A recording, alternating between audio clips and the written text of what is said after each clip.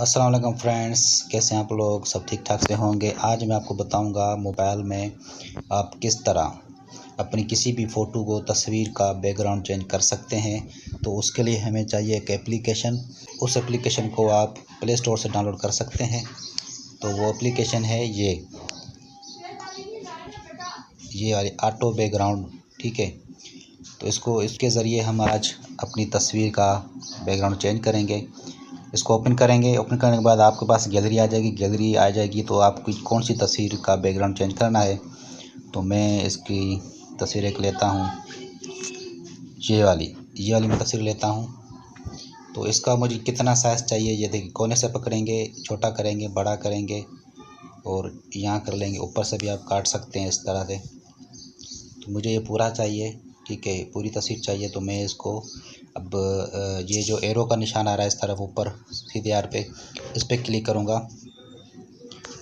अब ये देखिए ऑटोमेटिक मुझे बैकग्राउंड चेंज करके दे देगी।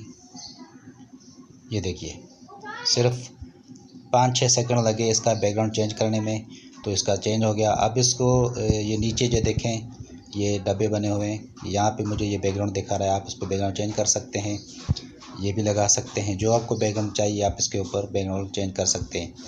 ये देखिए ये सारे इसके बैकग्राउंड है, ये बैकग्राउंड है, ये बैकग्राउंड है।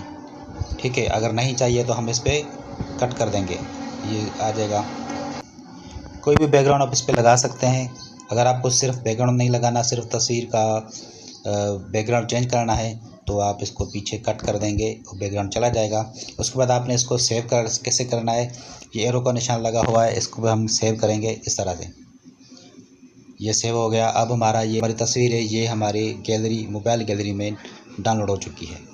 तो इस तरह अब आप अपनी तस्वीर का बैकग्राउंड चेंज कर सकते हैं, उसे कहीं पे भी इस्तेमाल कर सकते हैं। चैनल पर नए आए हैं तो मेरे चैनल को लाइक और सब्सक्राइब कर लें। बहुत शुक्रिया, थैंक यू।